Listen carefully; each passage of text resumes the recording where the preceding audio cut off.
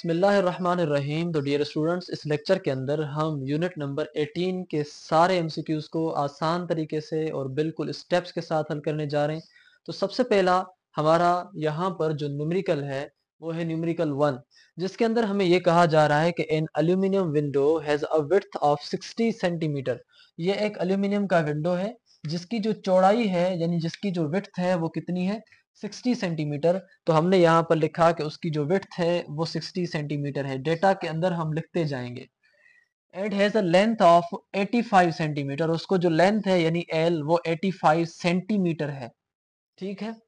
As shown in the figure, आपको यहाँ पर फिगर में दिखाया जा रहा है कि उसकी जो ये लेंथ है वो 85 है, इसकी जो विड्थ है वो 60 सेंटीमीटर है और इसमें से मैग्नेटिक फील्ड की लाइंस गुजर रही है और जिस डेंसिटी के साथ गुजर रही है वो डेंसिटी हमें यहाँ बता रहा है कि when the window is closed the magnetic flux density is 1.8 into 10⁻⁻⁴ Tesla. जब विंडो को बंद किया जाता है तो फिर वहां से जो मैग्नेटिक फील्ड लाइंस गुजरने की जो डेंसिटी है वो इतनी है। And it is normal to window, और वो जो लाइंस उसमें से गुजर रही हैं वो उस विंडो के नॉर्मल हैं।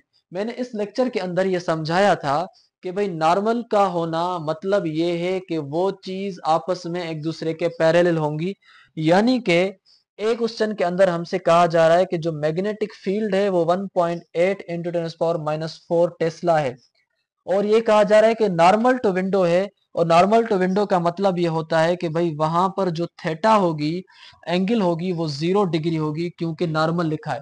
अगर परपेंडिकुलर लिखता तो हम यहाँ पर 90 डिग्री देते, अगर वो एंटी पैरेलल लिखता तो हम यहाँ पर 180 डिग्री देते। तो ये लफ्ज हैं और लफ्जों से डिग्रीज बनती हैं, तो इन टर्मिनोलॉजीज को आप अभी के अभी नोट कर लें अगर आपको याद नहीं है तो।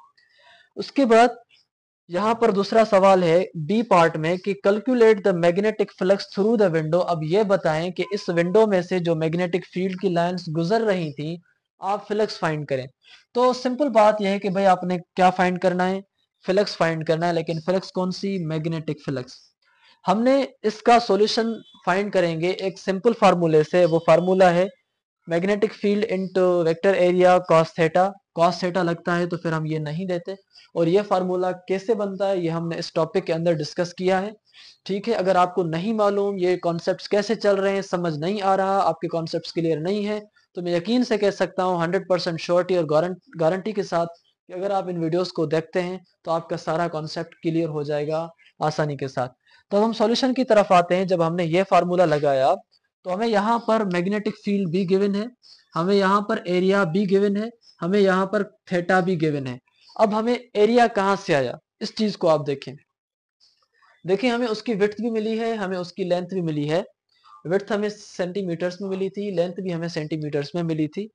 सेंटीमीटर्स को आप कन्वर्ट करेंगे मीटर्स में, इस वजह से आपने डिवाइड किया 100 के साथ, इसको भी डिवाइड किया 100 के साथ, तो आपको मीटर्स में ये वैल्यू मिल गया। ये विड्थ का मीटर्स में वैल्यू, ये लेंथ का मीटर्स में वैल्यू। अब आपको लेंथ इंटू विड्थ को जब हम मल्टीप्लाई करके मिलाते हैं तो लेंथ इंटू विड्थ मिलकर हमें क्या देते हैं, एरिया देते हैं। तो एरिया में हमने जब 0.6 को मल्टीप्लाई किया 0.85 को तो हमें एरिया मिला है 0.51 मीटर स्क्वायर। अब ये जो आपको एरिया मिला है, आपने ये एरिया इस एरिया की जगह पर लिखना है, यानी इसकी जगह आप यहाँ पर। और ये जो आपके पास मैग्नेटिक फील्ड है वो आपने इस मैग्नेटिक फील्ड की जगह पर लिखनी है। अब आप क्या करेंगे कि मल्टीप्लाई आप करते हैं कैलकुलेटर के अंदर भी कैसे भी, लेकिन कुछ तरीके होते हैं जिनसे आप आसानी से मल्टीप्लाई कर सकते हैं। पहला तरीका यह है कि भाई आपके पास ये जो 1.8 है और ये जो 0.51 है इनको आपस में मल्टीप्लाई करिए। जो पावर वाले जो भी हो उनको आप लास्ट में रख लें, इनको हम लास्ट में देखेंगे। 1.8 को मल्टीप्लाई किया आपने 0.51 के साथ तो आपको वैल्यू आया 0.918। ये आपका वैल्यू है। इंट में 10⁻⁻⁴ आपके पास ये है और ये आपका जो वैल्यू है वो वेबर में है, यानी मैग्नेटिक फ्लक्स का जो वैल्यू या यूनिट है वो वेबर है। और ये यूनिट या कैसे आया ये भी हमने इसके अंदर ड्राइव किया इस लेक्चर के अंदर। और ये यूनिट्स कैसे बनते हैं, इस यूनिट किसके बराबर, ये सब चीजें इसके अंदर डिस्कस है। अब जब आपके पास ये वैल्यू है इंटू 10⁻⁻⁴ यहाँ पर लिखा हुआ है, तो अब आप अगर इस पॉइंट को एक पॉइंट आगे ट्रांसफर करते हैं और तो ये 10⁻⁻⁴ से ये 10⁻⁻5 हो जाएगा। तो पॉइंट जो यहाँ पर थी वो पॉइंट एक मरतबा शिफ्ट होके यहाँ पर आ गई है। दरअसल जो पावर होता है वो पॉइंट शिफ्टिंग का पावर होता है। पॉइंट आपने एक मर्तबा शिफ्ट की तो एक मर्तबा पावर माइनस का हो गया। तो अब आपके पास जवाब है 9.18 इंटू 10 पावर -5 वेबर। अब हम चलते हैं MCQs number sorry numerical number 2 की तरफ। डियर स्टूडेंट्स, हमारे पास ये जो न्यूमेरिकल नंबर 2 है, इसके अंदर हमें ये कहा गया है कि एक हमारे पास हॉर्स शू मैग्नेट है। जो भी इस किस्म के मैग्नेट्स होते हैं हम उनको हॉर्स शू मैग्नेट कहते हैं। अब इस मैग्नेट की जो एरिया है वो है 8 सेंटीमीटर इंटू 3.2 सेंटीमीटर। वाज़ेह लफ्ज़ों में हमें एरिया नहीं लिखा गया, लेकिन हम ये समझ लेंगे कि ये दो वैल्यूज़ आपस में मल्टीप्लाई हैं। इसका मतलब ये दो वैल्यूज़ आपस में हमें एरिया बता रहे हैं। तो ये एरिया है इसका 8 सेंटीमीटर इंटू 3.2 सेंटीमीटर, जो कि हमने डेटा के अंदर भी लिखा कि वो एरिया हमें 8 सेंटीमीटर इंटू 3.2 सेंटीमीटर गिवन है। उसके बाद हमें यह कहा गया है कि the magnetic flux density between the poles. अब मैग्नेटिक फ्लक्स अगर हमें कहा गया होता तो हम वहां पर साइन देते फाई एम वाली। अगर हमें कहा जाएगा मैग्नेटिक फ्लक्स डेंसिटी तो फिर हम वहां पर मैग्नेटिक फील्ड वाली ही सिंबल देंगे, क्योंकि हमने मैग्नेटिक फ्लक्स डेंसिटी और मैग्नेटिक फील्ड वाले टॉपिक्स में आपको समझाया था कि मैग्नेटिक फील्ड डेंसिटी या मैग्नेटिक फ्लक्स डेंसिटी का जो यूनिट है वो वही है जो मैग्नेटिक फील्ड का है। मैग्नेटिक फ्लक्स डेंसिटी का फार्मूला भी वही है जो मैग्नेटिक फील्ड का है। इसी वजह से हमने मैग्नेटिक फ्लक्स डेंसिटी को हमने शो किया बी के साथ। Between the magnetic poles is 80 millitesla. आप यहाँ भी देख सकते हैं कि मैग्नेटिक फ्लक्स डेंसिटी का हमें जो यूनिट है वो टेस्ला है, जबकि मैग्नेटिक फ्लक्स का खुद का जो यूनिट है वो वेबर है। तो मतलब ये है कि हमें ये मैग्नेटिक फील्ड गिवन है, इसी वजह से हमने यहाँ पर मैग्नेटिक फील्ड भी लिखी, जो कि हमें 80 मिली टेस्ला गिवन है। Outside of magnetic flux is zero. उस हार्स शू के बाहर जो मैग्नेटिक फ्लक्स डेंसिटी है वो जीरो है। उसके अंदर जो है वो 80 मिली टेस्ला है, उनसे बाहर जो है वो मैग्नेटिक फील्ड जो है वो जीरो है। हमने ये सोलिनॉइड कॉइल और टोरॉइड कॉइल के अंदर भी पढ़ा कि मैग्नेटिक फ्लक्स डेंसिटी या magnetic field outside the coil जो होती है वो जीरो होती है। उसके बाद हमारे पास यहाँ ये है कि calculate the magnetic flux density between the poles of a magnet. हमने जो है वो मैग्नेटिक फ्लक्स डेंसिटी या मैग्नेटिक फ्लक्स हमें यहाँ कहें कि वो हमने जो है वो कैलकुलेट करनी है। अब यहाँ पर अगर हमने मैग्नेटिक फील्ड या मैग्नेटिक फ्लक्स को कैलकुलेट करना है तो उसके लिए जो हमें पहले से डेटा गिवन थी हम उसको थोड़ा सिंप्लीफाई करेंगे, ताकि जब हम फार्मूलाज के अंदर उन वैल्यूज को पुट करें तो हमें आसानी हो। यहाँ पर एक बात आप जरूर समझ लें कि अगर आपके पास एरिया कुछ इस किस्म की दी गई हो, यानी 8 सेंटीमीटर इंटू 3.2 सेंटीमीटर, आपने ऐसे नहीं करना कि इन दोनों वैल्यूज को मल्टीप्लाई करके सेंटीमीटर स्क्वायर करके फिर जो है आप उनको मीटर स्क्वायर में कन्वर्ट करें। आपने क्या करना है कि इस वैल्यू को भी अलग से सेंटीमीटर में कन्वर्ट करना है, इस वैल्यू को भी अलग से मीटर में कन्वर्ट करना है, फिर दोनों वैल्यूज को मल्टीप्लाई करना है, तो फिर आपको मीटर स्क्वायर में जो वैल्यू मिलेगा वो एक्यूरेट और सही मिलेगा। अगर आप इन दो वैल्यूज को मल्टीप्लाई करने के बाद 100 से डिवाइड करेंगे तो फिर जो वैल्यू है आपको वो एक्यूरेट नहीं मिलेगा और वो मेथड भी एक्यूरेट नहीं है। इसी वजह से अगर दो वैल्यूज सेंटीमीटर में गिवन हो और आप उनको मीटर स्क्वायर में कन्वर्ट करना चाहते हैं तो पहले उन दोनों वैल्यूज को सेपरेटली मीटर में कन्वर्ट करें, फिर उन दो वैल्यूज को आपस में मल्टीप्लाई करें। ये राइट मेथड है कन्वर्जन का।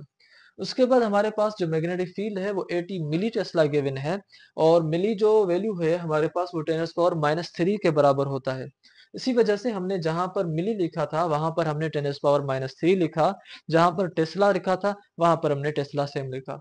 उसके बाद यहाँ हमें गिवन था कि मैग्नेटिक फ्लक्स डेंसिटी या मैग्नेटिक फील्ड जो है आपकी outside the magnetic horse shoe वो जीरो है, और इनसाइड जो है मैग्नेटिक फ्लक्स वो कितनी है वो हमने मालूम करनी है। मैग्नेटिक फ्लक्स डेंसिटी तो इनसाइड इतनी है, लेकिन अंदर जो मैग्नेटिक फ्लक्स है यानी फाई एम है वो कितनी है ये हमने अब जो है फाइंड आउट करनी है। सबसे पहले आपके पास ये फार्मूला है मैग्नेटिक फ्लक्स का, magnetic field into area. Magnetic field का जो आपके पास वैल्यू है वो गिवन है 80 × 10⁻³ ये आपने यहाँ से सेम लिखा। उसके बाद एरिया का जो वैल्यू आपने यहाँ पर कन्वर्ट किया था वो कन्वर्टेड वैल्यू आप यहाँ पर लिखेंगे। अब यहाँ पर हमने डेटा के अंदर ये कन्वर्जन्स इसलिए की ताकि जब हम यहाँ पर वैल्यूज पुट करें तो हमें आसानी से पुट किया जा सके। उसके बाद अब आप क्या करेंगे, ये जो आपके पास 80 है और ये आपके पास ये वैल्यू, इन दोनों को आपस में आप मल्टीप्लाई करें। इंटू 10⁻³ को आप साइड में रख लें, इसको हम बाद में देखेंगे। जब आपने इन दोनों वैल्यूज को आपस में मल्टीप्लाई किया तो आपको वैल्यू मिला 0.2048 इंटू 10⁻³ ये भी आंसर हमारे बुक के हिसाब से सही है। मगर जो बुक के अंदर आंसर गिवन है, अगर आप सेम टू सेम वैसा ही लेना चाहते हैं तो फिर आपने क्या करना है कि यहाँ पर जो पॉइंट है वो एक मर्तबा जब आप पीछे शिफ्ट करके जाएंगे तो एक मर्तबा माइनस का पावर जो है वो बढ़ जाएगा। -3 ऑलरेडी था, -1 एक और आ गया क्योंकि आपने पॉइंट को पीछे जो है वो एक मर्तबा शिफ्ट किया। तो पॉइंट को पीछे शिफ्ट करने से ये पॉइंट अब आपकी पहुंची है यहाँ पर 2.048 इंटू 10⁻³ - 1 यानी 2.048 इंटू 10⁻⁻4 वेबर। अब ये जो है आपके पास वो मैग्नेटिक फ्लक्स का जो है वो आंसर है। न्यूमेरिकल नंबर 3 के अंदर ये चीज है कि एक वायर है हमारे पास जिसकी जो लेंथ है वो 1.80 मीटर लॉन्ग है। यहाँ पर भी आप देखें कि वायर जो है उसकी जो लेंथ है वो कितनी है, 1.80 मीटर लॉन्ग है। जैसे जैसे हम पढ़ते जाएंगे उसकी हम डेटा के अंदर वो डेटा लिखते जाएंगे। तो हमने लिखा कि भाई इसकी जो लेंथ है वो 1.80 लिखें या 1.8 लिखें, कोई मसला नहीं, वो इतना मीटर है। Carries a current of 13 ampere, उसके अंदर से जो करंट गुजर रहा है वो करंट कितना है, 13 एम्पेयर है। तो हमने इसको भी डेटा के अंदर लिखा कि उसके अंदर जो करंट है वो 13 एम्पेयर है। और वो वायर उस मैग्नेटिक फील्ड के साथ जो एंगल बना रही है वो कितनी है, an angle of 35.0 degree is making with a uniform magnet field. इस यूनिफॉर्म मैग्नेटिक फील्ड के साथ वो जो एंगल बना रही है वो एंगल है 35 डिग्री। तो हमने यहाँ पर लिखा कि भाई जो 35 डिग्री है वो एंगल वहां पर बनाई जा रही है। और वहां पर जो यूनिफॉर्म मैग्नेटिक फील्ड है जिसके साथ ये एंगल बना रही है, उस मैग्नेटिक फील्ड का जो मैग्नीट्यूड है वो magnitude B is equal to 1.50 tesla है। इसी वजह से हमने यहाँ पर लिखा मैग्नेटिक फील्ड जो है वो 1.50 लिखें या 1.5 टेस्ला लिखें, बात एक ही है। उसके बाद ये कह रहा है कि calculate the magnetic force on the wire. हमने इस सवाल के अंदर जो हमसे पूछा जा रहा है वो ये है कि भाई अब मैग्नेटिक फोर्स फाइंड करें जो इस वायर के ऊपर लगेगी। इस टॉपिक के अंदर हमने पढ़ा था कि जब भी कोई करंट कैरिंग कंडक्टर को मैग्नेटिक फील्ड के अंदर रखा जाता है तो उस वायर के ऊपर या उस कंडक्टर के ऊपर फोर्स लगती है। और वो फोर्स किन किन फैक्टर्स पर डिपेंड करती है वो फैक्टर्स भी हमने इस वीडियो के अंदर डिस्कस किए थे। अगर आपने ये वीडियो मिस किया है और आपको कॉन्सेप्ट्स मिंगल हो रहे हैं और आपको शुकूक व शुबहात है उन टॉपिक्स के अंदर, तो आप इन वीडियोस को जरूर देखें, आपके सारे टॉपिक्स और सारी एम्बिग्यूटीज क्लियर कर देंगे। तो अब हमारे पास ये है कि जब भी मैग्नेटिक फील्ड में से कोई भी करंट कैरिंग कंडक्टर उसके अंदर पड़ा होता है तो उस कंडक्टर के ऊपर फोर्स लगती है और वो फोर्स बराबर होती है F is equal to BIL sine theta के। और ये फार्मूला भी हमने इस टॉपिक के अंदर डिस्कस किया है जो इसी यूनिट की प्लेलिस्ट में पड़ा है, या आप यूट्यूब पर इसको सर्च आउट करें। मैग्नेटिक फील्ड का अगर आप वैल्यू लिखें तो मैग्नेटिक फील्ड का वैल्यू हमारे पास यहाँ पर कितना है, 1.5 हम अभी फार्मूला के अंदर पुट कर रहे हैं। I का जो वैल्यू है वो कितना है, 13 है। और L का जो वैल्यू है वो कितना है, 1.8 है। और साइन की जगह साइन और थीटा वैल्यू हमारे पास कितना है, 35। अब आप क्या करेंगे, पहले इन तीन वैल्यूज को मल्टीप्लाई करेंगे तो आपके पास जो वैल्यू आ रहा है वो आ रहा है 35.1।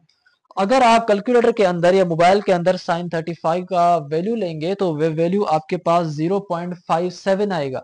इसी वजह से साइन 35 की जगह आप यहां पर अब लिखेंगे 0.57। अब आप इन दोनों वैल्यूज को जब आप मल्टीप्लाई करेंगे तो वैल्यू आएगा 20 न्यूटन।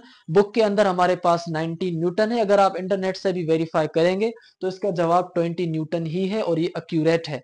तो इसका मतलब अगर इतने करंट वाला इतनी मैग्नेटिक फील्ड में से और इतनी लेंथ का कंडक्टर हो, जब करंट वाला कंडक्टर मैग्नेटिक फील्ड के साथ इतनी एंगल बना रहा होगा तो इसके ऊपर या इस वायर के ऊपर जो फोर्स लगेगी वो 20 न्यूटन की फोर्स लगेगी।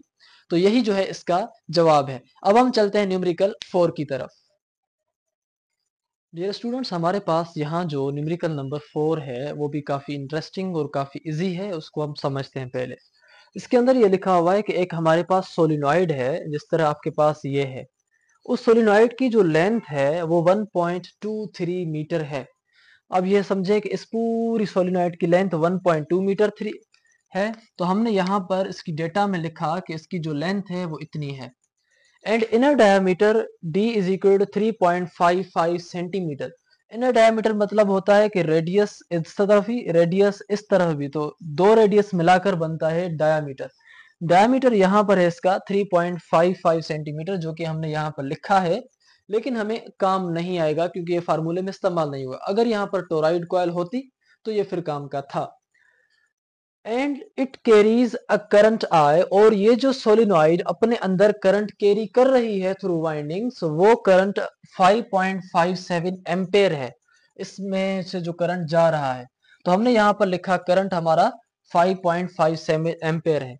अब इस कॉइल के ऊपर जो क्लोज्ड पैक लेयर्स हैं, यानी एक लेयर, फिर दूसरी लेयर, फिर तीसरी लेयर, फिर चौथी, पांचवी, टोटल इसके ऊपर 5 लेयर्स हैं वायर्स की, जिनमें से ये करंट गुजर रहा है।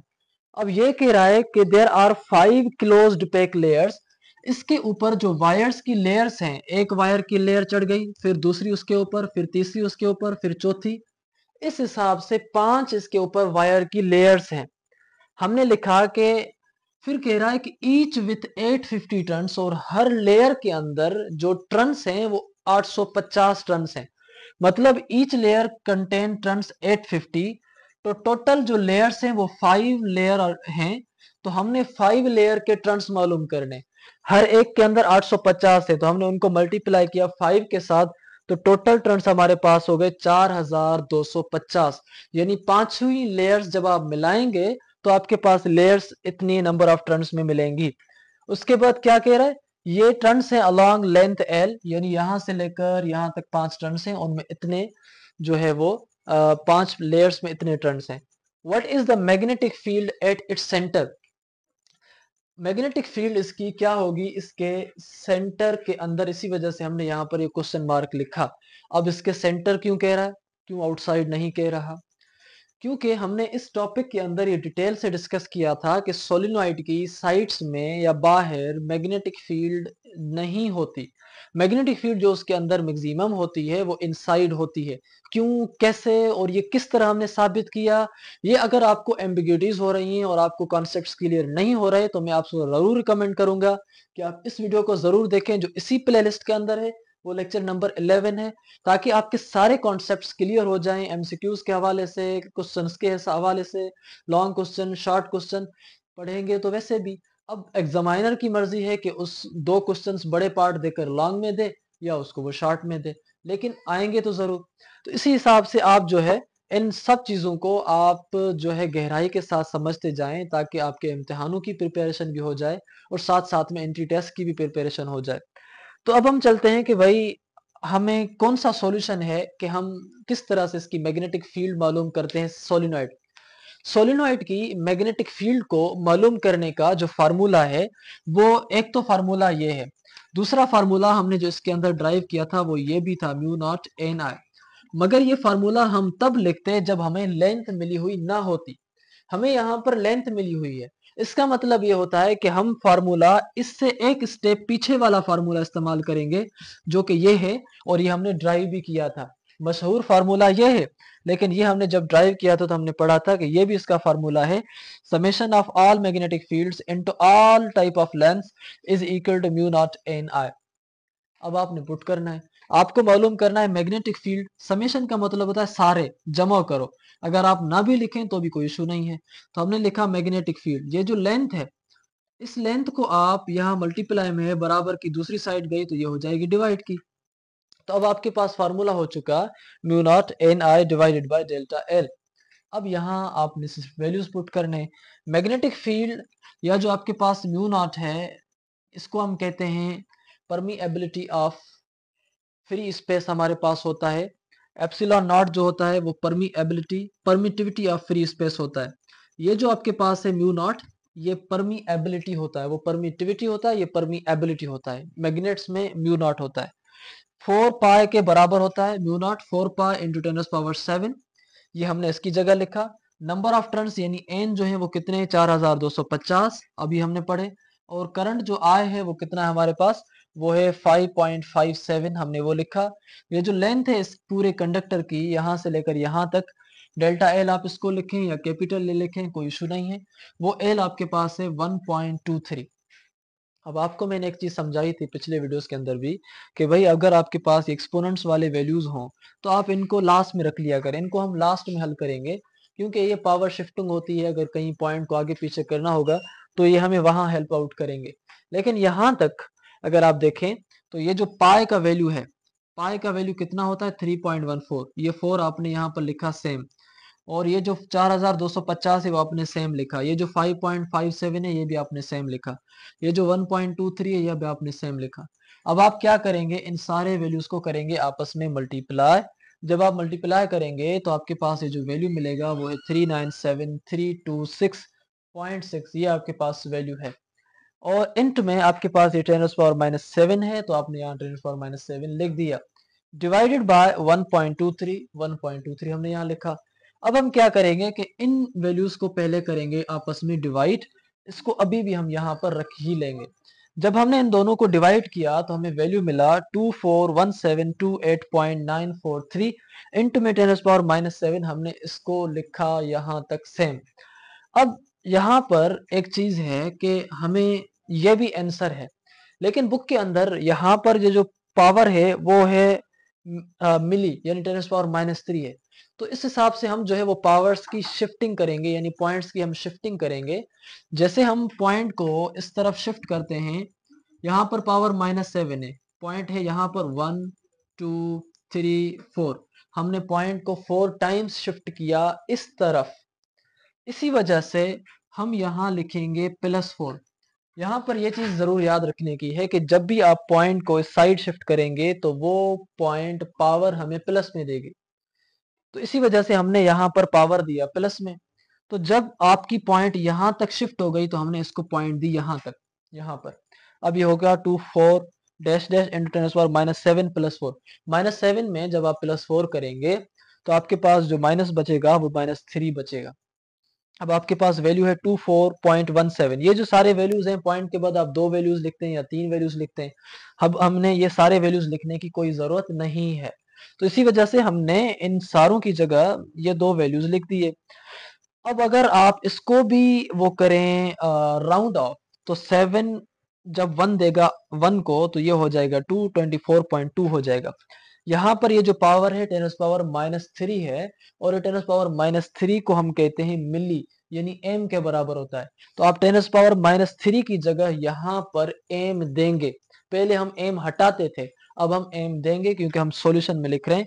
जब हमने m दी तो हमें वैल्यू मिला 24.2 मिली टेस्ला, और ये जो आपके पास है ये मैग्नेटिक फील्ड का वैल्यू आया है। इसका मतलब ये होता है कि इस सोलिनॉइड के अंदर जो इंटरनल जो इसके अंदर मैग्नेटिक फील्ड है सेंटर में, वो इतनी मैग्नेटिक फील्ड है। अब हम चलते हैं न्यूमेरिकल नंबर 5 की जानिब। न्यूमेरिकल नंबर 5 के अंदर हमें गैल्वानोमीटर से और वोल्टमीटर से रिलेटेड एक प्रॉब्लम है जिसको हमने हल करना है।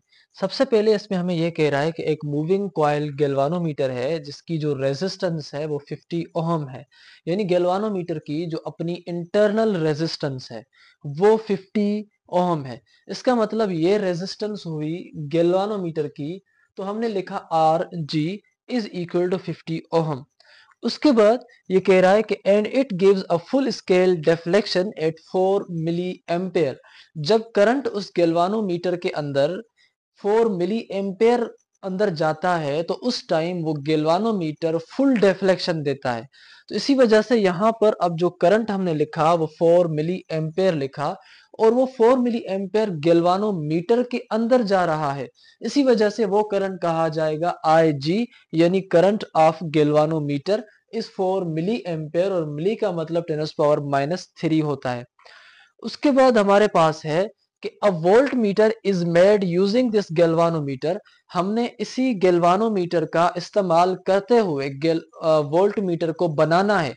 किस तरह बनाया जाता है वो हमने यहाँ पर तरीका बताया था। अगर हमने बनाना है तो फिर हमने एक सीरीज में रेजिस्टेंस को कनेक्ट करना है और वो हाई रेजिस्टेंस हो। तो सीरीज में जो रेजिस्टेंस हम कनेक्ट कर रहे हैं वो 5 किलो ओहम है।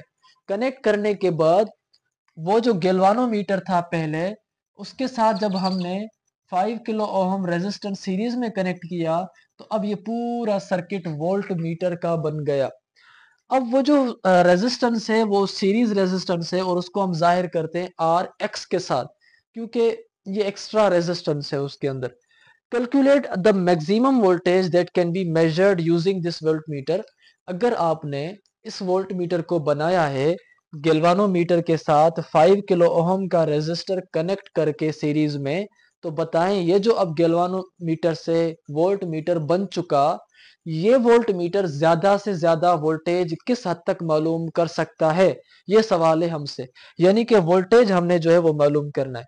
अब ये सब चीजें कि गैल्वानोमीटर में एम मीटर किस तरह बनाया जाए, गैल्वानोमीटर से वोल्ट मीटर किस तरह बनाया जाए, उनके फार्मूलाज कैसे बनेंगे, ये आर जी क्या होता है, आई जी आर एक्स क्या होता है, ये हम सब इसमें डिस्कस किए हैं।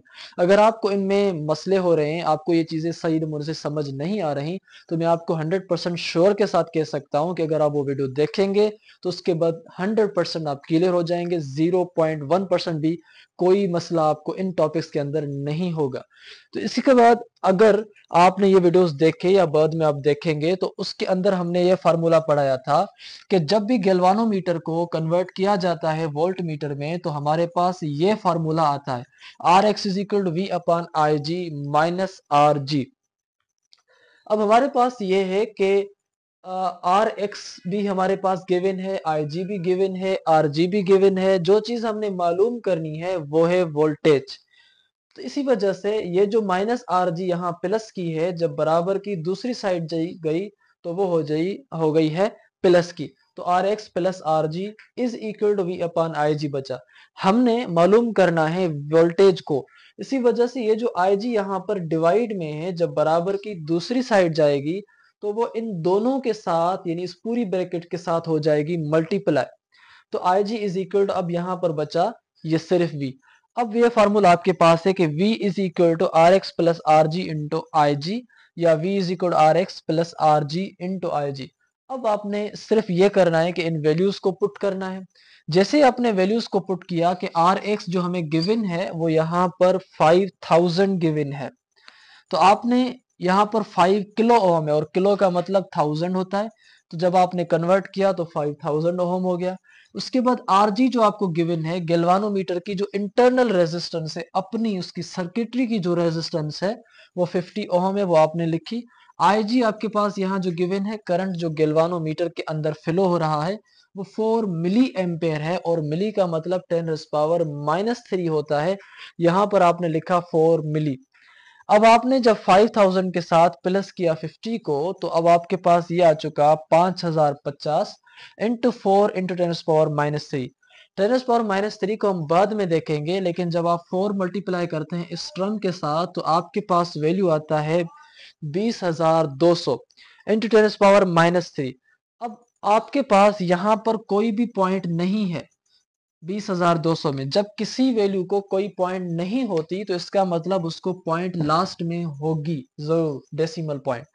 अब अगर आप इस डेसिमल पॉइंट को इस 3 मरतबा आगे शिफ्ट करें 1 2 3, तो जब आप पावर को शिफ्ट इस पॉइंट को इस तरफ शिफ्ट करते हैं तो पावर पॉजिटिव में बढ़ता जाता है। तो आपका पावर यहाँ पर +3 बढ़ गया यहाँ तक शिफ्ट करने से, -3 ऑलरेडी था, ये दोनों पावर एक दूसरे को कर देंगे बाद में कैंसिल, तो ये हो जाएंगे खत्म। तो ये बचेगा 20.2। अब इन जीरोस लिखने की कोई जरूरत नहीं है, तो आपके पास हो गया 20.2। ये पावर एक दूसरे में कैंसिल हो गए। तो ये वोल्ट मीटर जो आपने गैल्वानोमीटर से बनाया, ये रेजिस्टेंस रखकर ये वोल्ट मीटर इतना वोल्टेज मालूम कर पाएगा। अगर इससे ज्यादा वोल्टेज होगा तो ये वोल्ट मीटर इसको मेजर नहीं कर पाएगा। अगर आप चाहते हैं कि ऐसा वोल्ट मीटर बनाओ जो 200 तक चला जाए या ज्यादा वैल्यू तक चला जाए, तो आपने ये जो आर एक्स या सीरीज रेजिस्टर यहाँ पर लगाया है, आपने उसके वैल्यू को बढ़ाना होगा। अब ये जो थ्योरी है, ये चीजें हैं, ये सिंपल सिंपल चीजें हैं जो एमसीक्यूज के अंदर, एमडीकेट के अंदर, एंट्री टेस्ट के अंदर और दूसरे मुख्तलिफ टेस्ट के अंदर आ जाती हैं। वो हमने इस लेक्चर के अंदर डिस्कस की हैं। आप इन वीडियोस को जरूर देखें, पूरे के पूरे सिलेबस को देखें, ताकि कोई भी ऐसी पॉइंट आपकी मिस ना हो जो आपके आगे करियर में आए और आप ना पढ़ी हो। इसी वजह से आप सबसे गुजारिश है कि सारे लेक्चर्स को, सारे प्रॉब्लम्स को सही नमूने से समझें। कोई भी पॉइंट हो सकती है जो कहीं ना कहीं मैं लेक्चर में कह दूं, लेकिन वो आपके लिए काफ़ी अहम हो, लेकिन आप उसको स्किप कर दें। तो इस वजह से आप जो दूसरे आपके दोस्त हैं उनके साथ भी शेयर करते जाएं और साथ साथ में खुद भी नोट्स बनाते जाएं और पढ़ते जाएं। तो अब हम चलते हैं न्यूमेरिकल 6 की जानिब। डियर स्टूडेंट्स, न्यूमेरिकल नंबर 6 के अंदर हमें ये कहा जा रहा है कि मैग्नीट्यूड मैग्नेटिक फील्ड का मालूम करें of a long straight wire. एक हमारे पास बड़ी स्ट्रेट वायर है और उस स्ट्रेट वायर में से जो करंट गुजर रहा है वो करंट 1 एम्पेयर है, और मालूम क्या करनी है आपको, मैग्नेटिक फील्ड। और उस वायर की जो डिस्टेंस है जिस तक वो करंट को ले जा रहा है वो डिस्टेंस 1 मीटर है। इसी वजह से हमने यहाँ पर डिस्टेंस 1 मीटर लिखा। और इस वायर ने जो यहाँ से लेकर यहाँ तक करंट को ट्रांसफर किया, ट्रेवल करवाया, वो 1 मीटर का डिस्टेंस है। अब आप ये करें कि इस वायर के अराउंड जो मैग्नेटिक फील्ड अपीयर हो रही है वो आप मैग्नेटिक फील्ड कैलकुलेट करें। फिर उसके बाद आप वो मैग्नेटिक फील्ड जो फाइंड करें उसको कंपेयर करें जमीन की मैग्नेटिक फील्ड के साथ कि वो अर्थ की मैग्नेटिक फील्ड से कितना ज्यादा कम है या ज्यादा है। अब यहाँ पर हमारे पास एक डेटा आ चुकी है कि मैग्नेटिक फील्ड हमने मालूम करनी है जब वहां पर करंट 1 एम्पेयर हो और वो 1 एम्पेयर 1 मीटर के डिस्टेंस तक जाए। तो फिर हमने इस मैग्नेटिक फील्ड को मालूम करना है। हमने बायोट सेवार्ट्स लॉ और एम्पियर लॉ के अंदर एक फार्मूला पढ़ा था, वो है B is equal to mu naught I upon 2 pi R। इस फार्मूले की मदद से हम यहाँ पर मैग्नेटिक फील्ड को मालूम करेंगे। अब यहाँ पर ये जो मैग्नेटिक फील्ड हम मालूम कर रहे हैं, ये फार्मूला कैसे बना, कहाँ से आया और इसका वजूद कैसे बना, ये हमने इस टॉपिक के अंदर सही नमूने से ड्राइव किया है। अगर आपको वो कॉन्सेप्ट्स क्लियर नहीं है और आपको उनमें मसले हो रहे हैं तो आप जरूर हमारे ये लेक्चर देखें जिसके अंदर Ampere's law, Biot Savart's law, आप दोनों को एक ही जगह पर आराम के साथ समझ लेंगे। उसके बाद आपको कोई भी किसी भी किस्म की मुश्किलात इन टॉपिक्स में आपको नहीं आ सकती। तो अब हम चलते हैं इस टॉपिक पर। सबसे पहले यह है कि अगर आपको मैग्नेटिक फील्ड मालूम करनी है तो आपको म्यू नॉट का वैल्यू याद होना चाहिए। म्यू नॉट यानी कि जो परमिटिविटी ऑफ फ्री स्पेस होती है इलेक्ट्रिक फील्ड की, इसको हम कहते हैं परमीएबिलिटी ऑफ फ्री स्पेस। तो म्यू नॉट का मतलब है परमीएबिलिटी ऑफ फ्री स्पेस और उसका जो वैल्यू है वो है 4 पाई इंटू 10⁻⁻⁷। तो हमने जहां पर म्यू नॉट लिखा था वहां पर 4 पाई लिख दिया, इंटू 10⁻⁷ भी लिख दिया। उसके बाद ये है आई का जो हमारे पास करंट है वो 1 एम्पेयर है, हमने यहाँ पर 1 लिखा।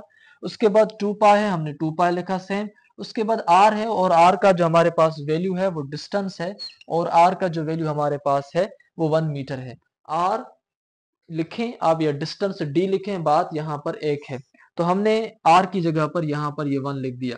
अब यहाँ पर आप एक चीज देखें कि ये जो पाए है और ये पाए एक दूसरे को कर देंगी कैंसिल।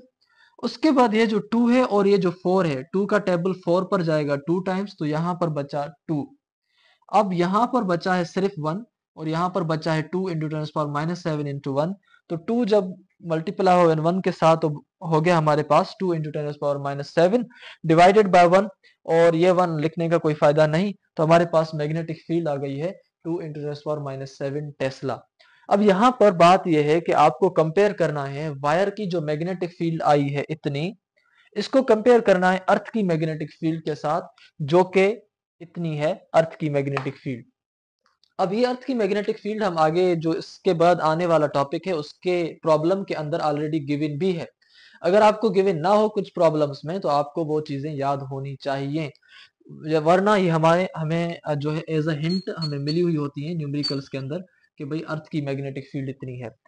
उसके बाद यहाँ पर इस न्यूमेरिकल के अंदर मखसूस हम अगर कंपेयर करेंगे तो कंपेयर हम कुछ इस तरह से करेंगे कि हमारे पास ये जो इसका पावर है और ये जो इसका पावर है, हम इन दोनों के पावर्स को आपस में कंपेयर करेंगे ताकि हमें ये मिल सके कि भाई वो जो है मल्टीपल्स में कितना ज्यादा है।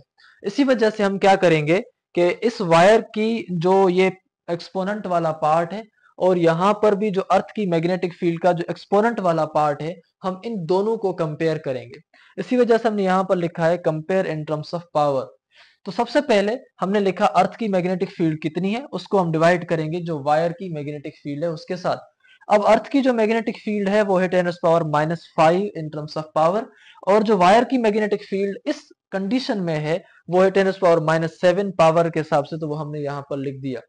अब यहाँ पर आप एक चीज देख सकते हैं कि अगर ये पावर माइनस वाला जब ऊपर जाता है तो ये हो जाता है प्लस का, तो ये हो जाएगा 10⁻⁵ प्लस 7।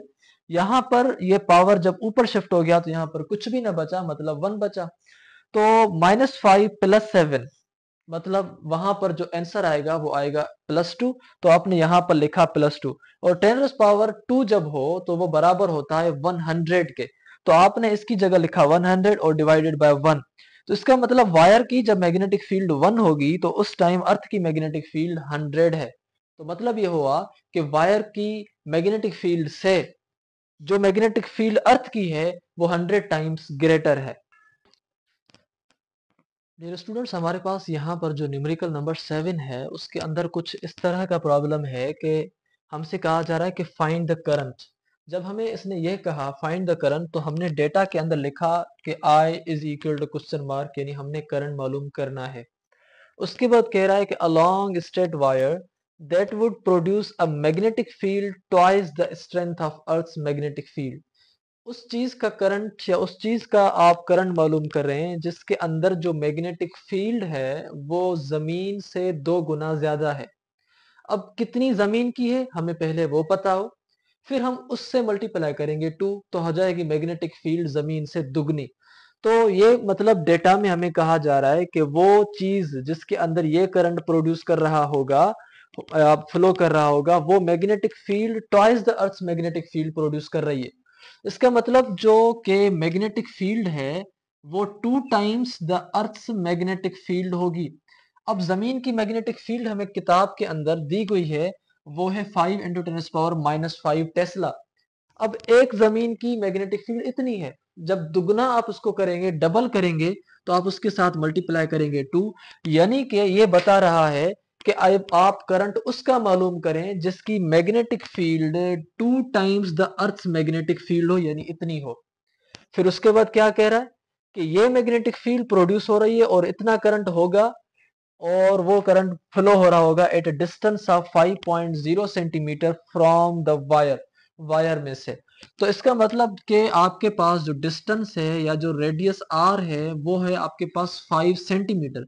आपने कन्वर्ट करना है इसको ऐसा यूनिट्स में या इनके सिस्टम में, तो आप डिवाइड करेंगे सेंटीमीटर वाले वैल्यू को 100 के साथ, तो आपको वैल्यू मिलेगा मीटर्स में, और वो है r is equal to 0.05 metre. अब यहां तक आपको ये डेटा मिल चुकी। अब आपने वैल्यूज को पुट करना है फार्मूले के अंदर, और ये फार्मूला जो हमें पिछले वीडियो के अंदर भी डिस्कस किया या पिछले प्रॉब्लम के अंदर भी, ये हमने इस टॉपिक के अंदर पढ़ा है, लेक्चर नंबर जो 10 है इसी मैग्नेटिक फील्ड वाले चैप्टर का, जिसका नाम है बायोट-सेवार्ट्स लॉ एंड एम्पेयर्स लॉ। अगर आप बायोट-सेवार्ट लॉ और एम्पेयर लॉ को नहीं समझते और उनमें क्या डिफरेंस है और क्या चीजें हैं, तो आप इस वीडियो को जरूर देखें। इसके अंदर दोनों लॉज आ जाएंगे और दोनों लॉज एक दूसरे के साथ लिंक्ड है, एक दूसरे के साथ अलग अलग नहीं है, इन दोनों को इकट्ठे पढ़ना जरूरी है।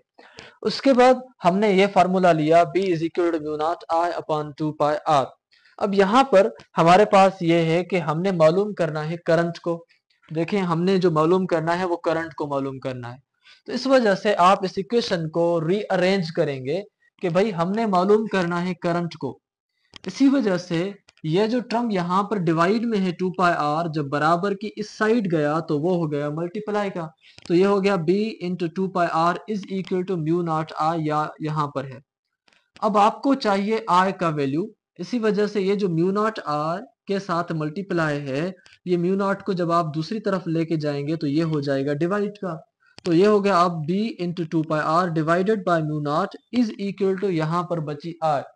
अब i इज इक्वल टू ये सारा वैल्यू लिखें या i इज इक्वल टू ये सारा वैल्यू लिखें, कोई मसला नहीं है। i इधर से लिखें या i इसको इधर से लिखें, तो i is equal to B into 2 pi R divided by mu naught, और म्यू नॉट का वैल्यू आपको मालूम है ये है।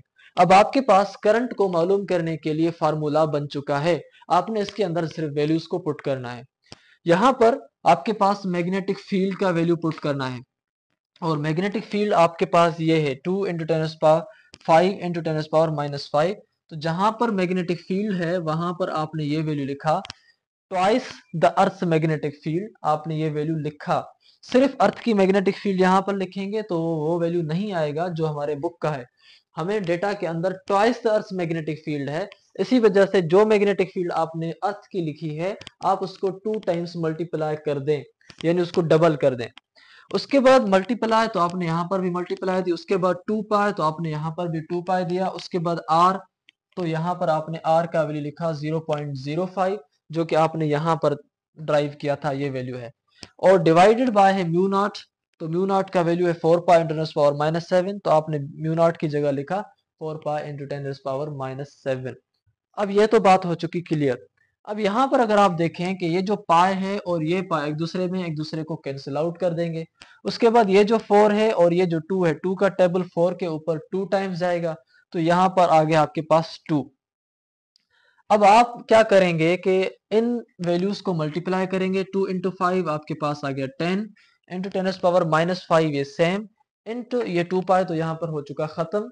यहाँ पर अब बचा है 0.05, तो आपने यहाँ पर लिखा 0.05 डिवाइडेड बाय 4 पाई था, ये दोनों हो चुके कैंसिल, वहां पर बचा था सिर्फ 2, तो आपने यहाँ पर लिखा 2 इंटू 10⁻⁻⁷, यहाँ पर भी और यहाँ पर भी आपने इन दोनों को रखा सेम। जैसे मैंने पहले वीडियोस के अंदर आपको कहा था, जब भी एक्सपोनेंट्स वाली चीजें हों तो आप एक्सपोनेंट वाले टर्म्स को सेपरेट से डील किया करें, और जो आपके दूसरे बेसिस हों आप उनको सेपरेट से डील किया करें। तो आप क्या करेंगे कि ये जो 10 है और ये जो 0.05 है, आप इन दोनों को साथ मल्टीप्लाई करेंगे इंटू 10⁻⁻⁵, इसको आपने लास्ट में ले गए। अगर आप नहीं भी ले जाते तो भी कोई मसला नहीं है, लेकिन ये सिर्फ इस वजह से ताकि आप कैलकुलेशन एक्सपोनेंट्स की आसानी से कर सकें। Divided by 2 into 10⁻⁷, 2 into 10⁻⁷। अब यहाँ पर आपने इन दोनों को कर दिया मल्टीप्लाई, जब आपने दोनों को मल्टीप्लाई किया तो आपको वैल्यू मिला 0.5, और इंटू 10⁻⁵, ये जो आपके पास था ये भी सेम चलता आ रहा है। डिवाइडेड बाय 2 इंटू 10⁻⁷, तो आपने लिखा सेम। अब आप करेंगे 2 को इस 0.5 के साथ डिवाइड, तो आपको वैल्यू मिलेगा 0.25, और जब आपने 10⁻⁷ को जब ऊपर किया पावर में, क्योंकि जब बेसिस सेम होते हैं तो पावर जो है वो एक दूसरे के साथ उनके डिवाइड में होंगे, तो पावर जो है वो होंगे उनके माइनस इंटू माइनस प्लस हो जाते हैं।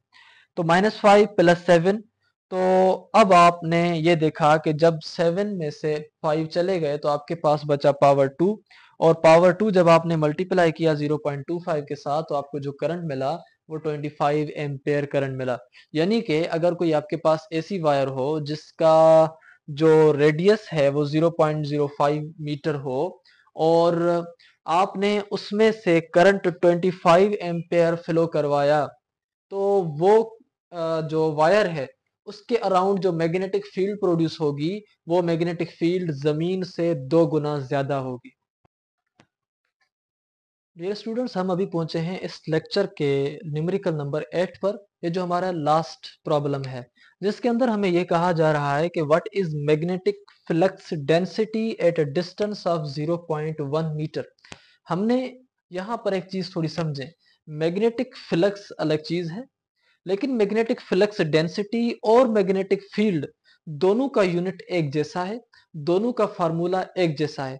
ये हमने इससे कबल वाले जो वीडियोस हैं जिसके अंदर मैग्नेटिक फ्लक्स को डिस्कस किया है उनके अंदर इसको पढ़ा है। अगर आपको ये कॉन्सेप्ट नहीं समझ आ रहा कि मैग्नेटिक फ्लक्स डेंसिटी और मैग्नेटिक फील्ड कैसे आपस में बराबर हैं, तो आप वो वीडियो जरूर जाकर देखें। बहरहाल यहां तक तो ये जरूर समझें कि मैग्नेटिक फ्लक्स डेंसिटी की सिंबल वही है जो सिंबल मैग्नेटिक फील्ड की है।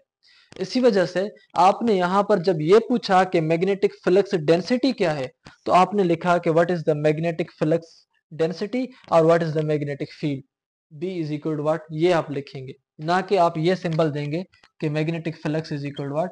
ऐसे आप यहां पर नहीं लिख सकते, ठीक है। In air from a long straight conductor carrying a current of 6.5 ampere, तो वहां पर जो करंट है वो कितना है, 6.5 एम्पेयर है। और जिसमें से वो डिस्टेंस है वो कितना है 0.1 मीटर।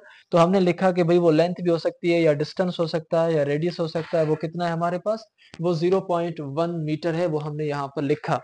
उसके बाद हमें ये कहा जा रहा है कि calculate force per unit length. तो आप क्या कैलकुलेट करें जी, force per unit length calculate करें कि वो क्या होगी। तो इसी वजह से हमने यहां पर ये लिखा on a similar parallel conductor, उसी जैसा उसके सामने एक दूसरा कंडक्टर है उसकी, at a distance of 0.1 metre, और वो जिस डिस्टेंस पर पड़ा है उसका डिस्टेंस या उसका रेडियस या उसकी लेंथ कितनी है 0.1 मीटर है, from the first and carrying a current of 3 ampere, और उसमें से जो करंट फ्लो हो रहा है वो 3 एम्पेयर है, और वो पहले वाले से कितना दूर है 0.1 मीटर दूर है। अब यहाँ पर दो चीजें हैं, एक तो आपने मैग्नेटिक फ्लक्स डेंसिटी मालूम करनी है, दूसरा आपने फोर्स पर यूनिट लेंथ मालूम करनी है। तो हम यहाँ पर अगर मैग्नेटिक फील्ड मालूम करेंगे या मैग्नेटिक फ्लक्स डेंसिटी मालूम करेंगे तो हमारा स्टेप 1 है वो ये है कि भाई B is equal to mu naught I upon 2 pi R, और ये हमने फार्मूला इस टॉपिक के अंदर पढ़ा है।